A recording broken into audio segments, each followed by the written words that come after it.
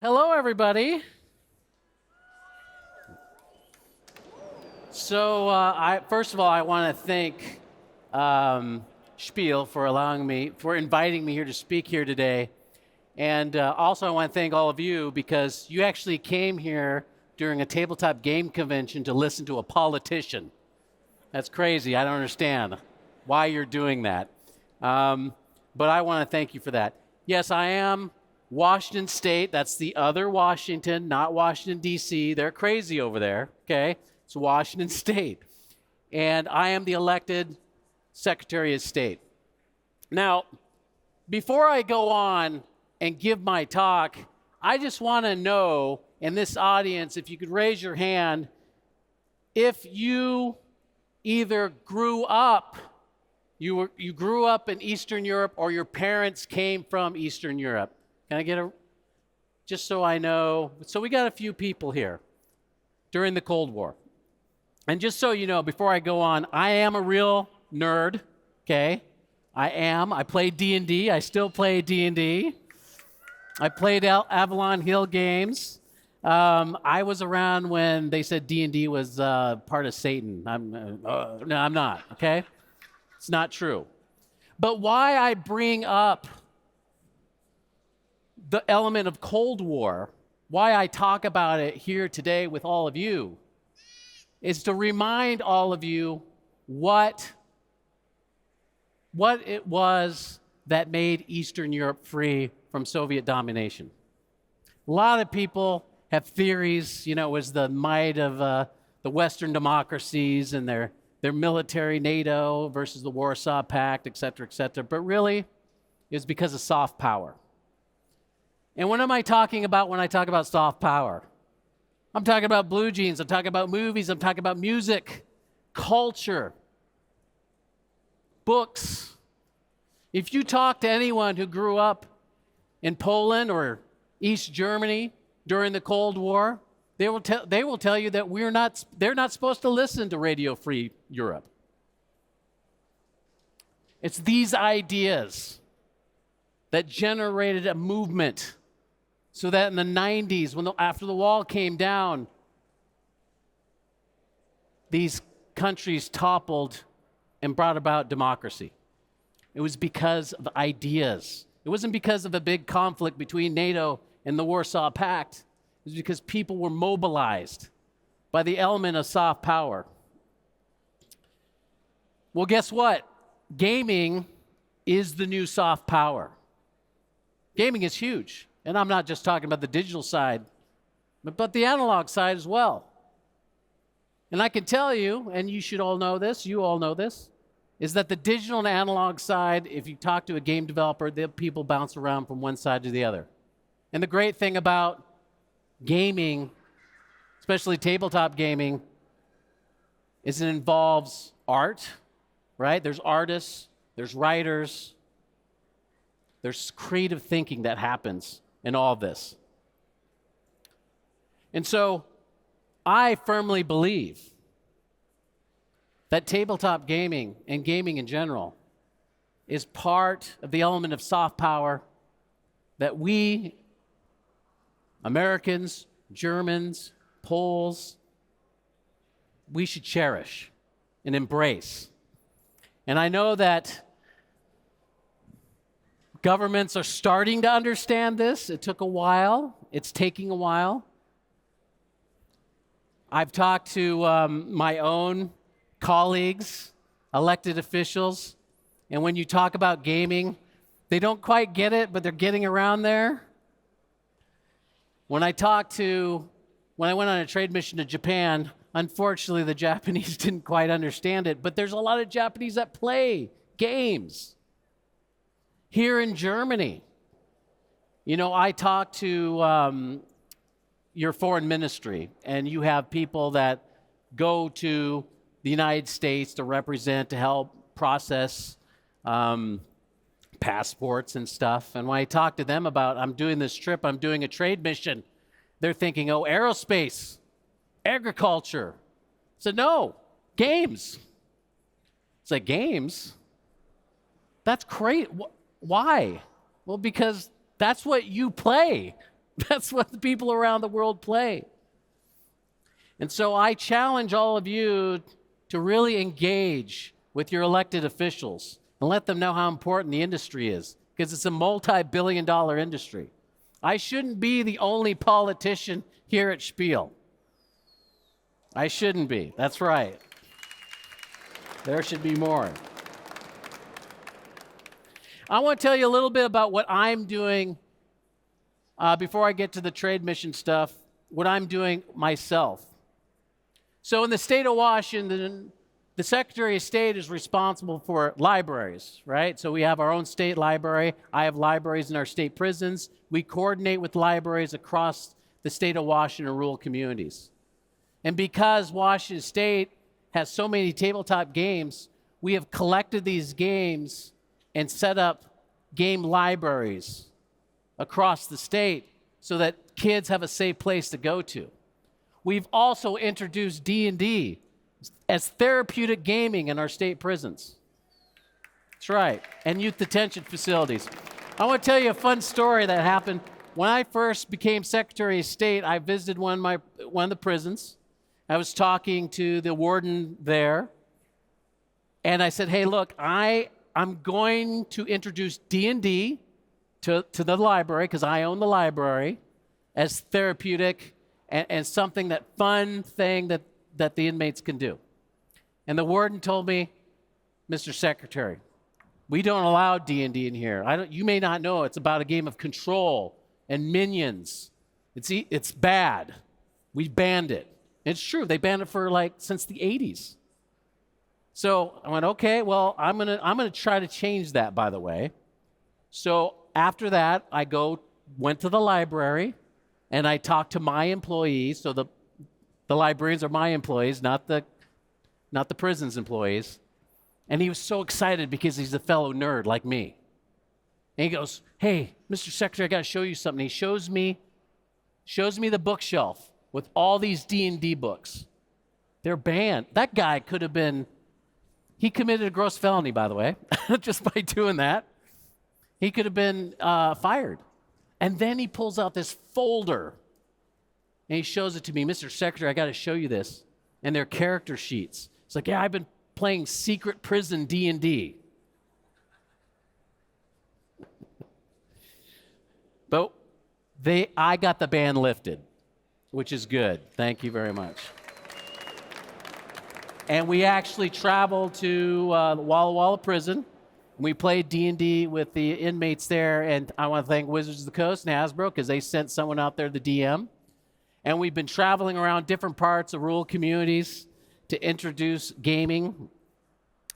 And it's been wonderful. And man, I wish, those of you who are over 40 and 50, isn't it great? Don't you wish you were a teenager again? You can actually play D&D and not get beat up and being told you're going to go to hell. I mean, that's nice. You young people, you don't know how good you have it. So, again, gaming is all these things. It's creative. It's bringing people together. It's economic. And it drives soft power. And why I have taken it to the new level of doing international relations and doing trade missions is because it is an industry that needs to be protected. There are game developers, there's artists who work in this industry. And unfortunately, I like to apologize, unfortunately, the President of the United States put this tariff in there, and I don't want to be political, but it's wrong and stupid, right? And instead of being protectionist and nationalist, we should be more engaging. That's how you make friends, by the way. That's how you get people to buy your product. And so what I've been doing is using this tool of trade missions to help up-and-coming game developers. Because look, if you're a game developer out here and you're just struggling to make ends meet, there is no way you can afford to go to a game convention in Spiel, or maybe you want to go to Gen Con in the United States or Tokyo Game Market. You can't afford the booth. You can't afford the demo workers. Well, we provide that for you. So in my state, under my office, we pay for the booth, we pay for the demo workers, right? And the United States has something called a STEP grant through the U.S. Commercial Services where game developers can recoup the costs of going on these trade missions. So that's what we do. And on top of that, we help these game developers get connected with publishers. Because that's the key, right? It's not just coming over here and selling your product. So we have meetings, Zoom meeting or team meetings before we even get to the country, just so people are having conversations. And then when we get here, it's face-to-face meetings and follow-ups. And the great thing about being at a game convention, you'll meet other publishers just in the elevator or just walking the hall. And it's something you can't get just sitting down at a Teams meeting or a Zoom meeting. This isn't without risk, though, it's political risk, right? Because it doesn't matter what country you belong to. Nobody likes trade missions, right? They think that they're a waste of time, et cetera, et cetera. I know you, because you're tabletop game nerds, you don't believe that. I hope not. The point is that how can you grow your economy or get an indie game developer to get the next game out if they have no way to access the market? We do that in my state. I also see as you walk this floor, other countries are doing this. Not that many, but there's a few. Thailand, Korea, and I applaud that. Because we've done so much with all the other industries. I'm in the state of Washington, so aerospace gets a lot of love, right? Boeing gets a lot of love. Our apples or cherries. But really, they haven't even talked about games until just recently. The other thing that we've been doing is trying to inform our legislators and policymakers. As I told you, they don't understand the industry. I remember 5 years ago when I was talking to legislators, hey, do you know about Magic the Gathering? Yeah, I know about Magic the Gathering. Did you know it's made here in the state of Washington? No. You know about Pokemon? Yeah, I think my kids play it. Well, did you know the majority of the employees of Pokemon actually work in Washington State? Oh, no, I didn't know that. Right? And that's just in Washington State. Oh, by the way, if there's anyone from the United Kingdom here in the audience, I'm going to give you a funny story. I was talking to someone in your foreign ministry. I was talking about, I want to do the UK Games Expo. I want to bring people there. Yeah, and I want to visit. I want to visit the creators of Warhammer and 40K. Games Workshop. And they're like, what's Games Workshop? Right? So if you're British, you need to work on your government. They should know what that is. So it's been very successful. We went to Japan, and everyone there got connected with a publisher or got some B2B connections. And then we did some follow-up. That's what our office does. And by doing more of this, I also believe we're educating other countries as well, your governments. We've went so far, we've made a lot of progress just with the German government, just talking to the Germans, and with the Japanese government as we did our Japanese trade mission. So, obviously I'm a politician and I would like to talk forever, but I'm willing, I gave a plenty of time for any questions that you might have of me on trade missions or how we do gaming in the state of Washington policy-wise.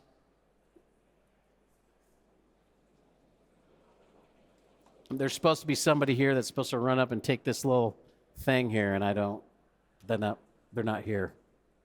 No? He's coming. Do we have questions in the audience? Ihr könnt sie auch auf Deutsch stellen. Wenn ihr euch nicht traut, sie auf Englisch zu stellen, dann kann ich die auch übersetzen. Also gar kein Thema. Here, do we have a question? Wo? Hier. Hi. Hi. Hi. Thanks a lot for your talk about everything. It's so like nice to hear that somebody out of Germany is caring about this while we visited here. What do you think about the topic of accessibility around all of the gaming industry, like color blindness or accessibility of blind people for this topic? Yeah, thank you for that. I think it's very important. And I know that at least I've seen several companies hire people for accessibility. I also think about my own son. I have a child with disabilities, and so I'm concerned about him being able to play these games. I'm seeing a lot of movement towards that, not just accessibility, but diversity, right, and inclusion. Now, unfortunately, right, we're having a situation where people are, well, let's just say it, the president and the administration trying to crush, diversity and inclusion. But here's the great thing is that I know the gaming community are pushing back, right? Why? Because you want to make money, so you want to be able to have it playable to everyone. So thank you for that. I don't know what it's like here, but hopefully you're pushing those things. Thanks a lot. Yeah. Just over there. Just speak in the black box. Yeah. Okay. Can you hear me? You have to Can you talk hear me? louder. Yeah. Okay. So thanks first for the talk, very informative. I have one question for you. How do you account for, like, in especially like the board gaming industry, the fact that most of the companies are like small and medium companies? I mean, a lot of them, even the ones where they have like very famous games like Catan, right? Like Cosmos is probably one of the largest German companies, but if you look at it in total, it's still like a smallish company. It's like a couple hundred people, right? And there's, I think, nobody else, maybe Hasbro, but they are a toy maker who just happen to do board games as well.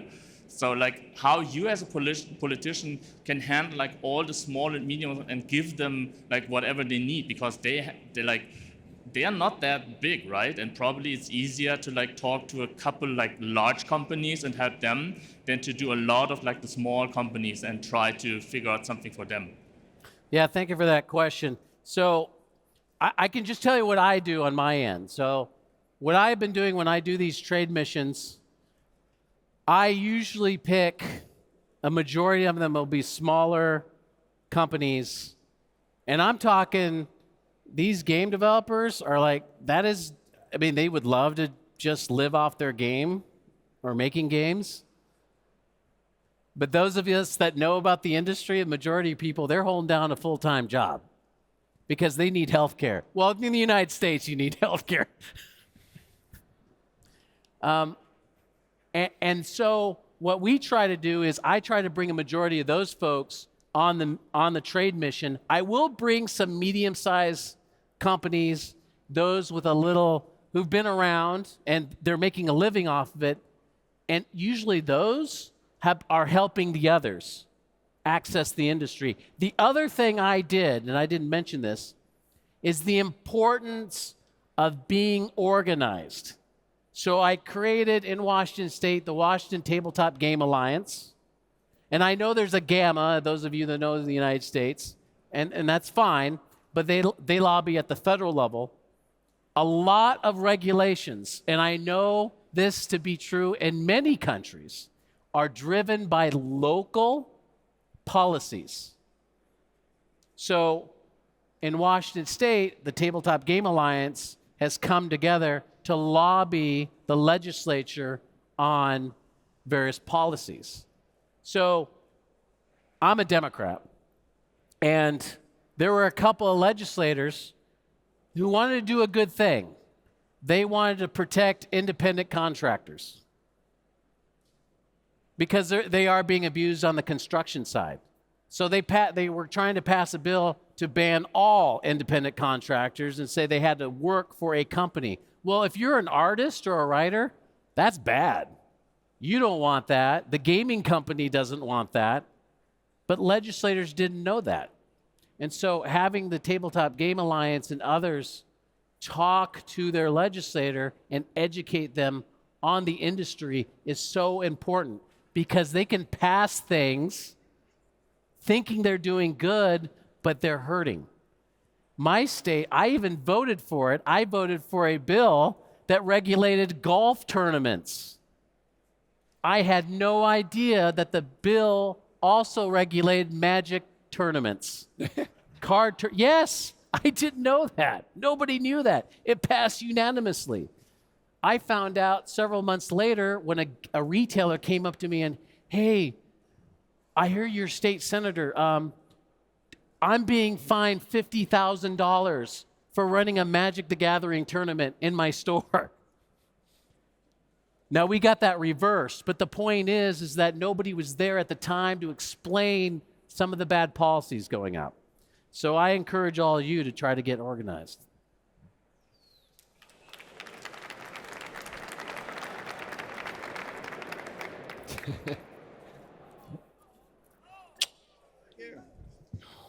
You talked a lot so far about soft power and how soft power can have influence on a global scale and soft power that you can bring through games. And I'm just wondering, what is your ideal vision of the future on a global scale of what you hope to see achieved through soft power movements through games? Yeah, thank you for that. And, I talked a little bit about this aspect of soft power and how it can change minds and influence people.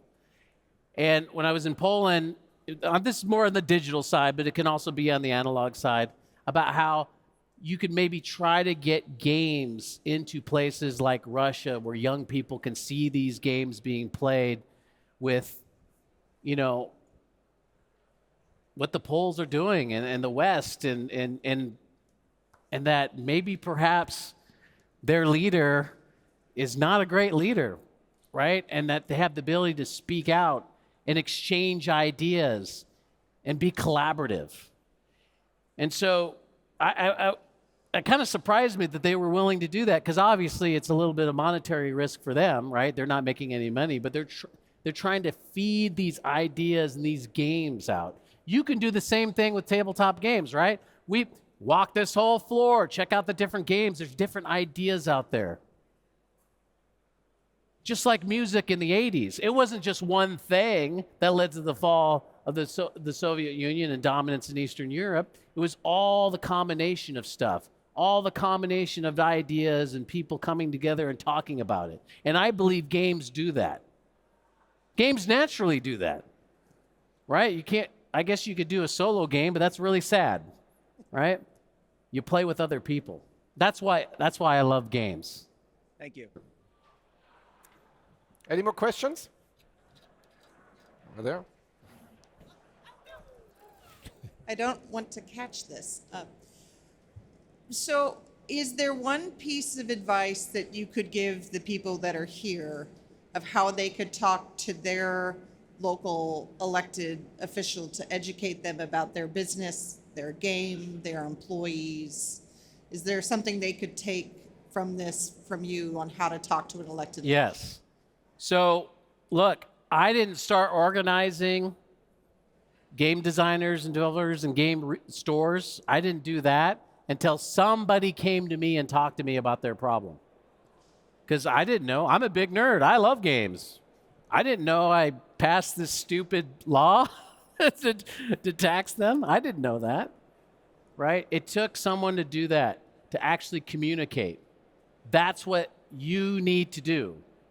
Because the great thing about living in a democracy, and it doesn't matter what country you belong to, you do have access to your elected officials. You can talk to them. And then while you're doing that, maybe you get other game designers, developers, retailers together and you organize. I think there was a question over here too. Yes, there is one. Oh, there we go. Thank you for sharing some of the countries that also have some representatives that are taking serious the table games. And now playing a role game with you as a politician, what advice could you give to me as an entrepreneur which country have you find some politicians like you that are into table games and and can really support us? And if you have some examples here in Europe, it will be fantastic to hear. So I can't, this is the sad part. I can't think of any outside the United States, right? I can barely think of anybody in the United States. But here's the thing. I have friends who are elected officials that actually play games, and they were quiet about it, right? They thought, it's unprofessional, it's nerdy, or whatever. Well, when I did a legislative game night. So I brought all the game developers to Olympia, and I made legislators come in, and they would sit at the table talking to the game designers. I led a D&D game. I brought in a Republican senator and a Democratic senator, a business lobbyist and a labor lobbyist, and we played a game. The best thing to do, again, you're going to have to talk to these folks, because I'm guessing that there's a lot of people, politicians that play games, they're just afraid. And I can tell you, for me, it's been great for me. It's been great for me.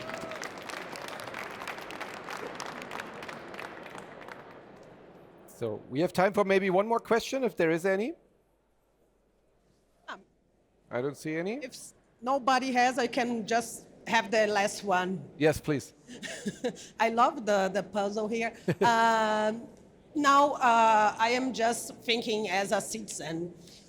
You mentioned that you have like the most employees for Pokemon are sitting in Washington State, and it grabs already some kind of return on investment of your job.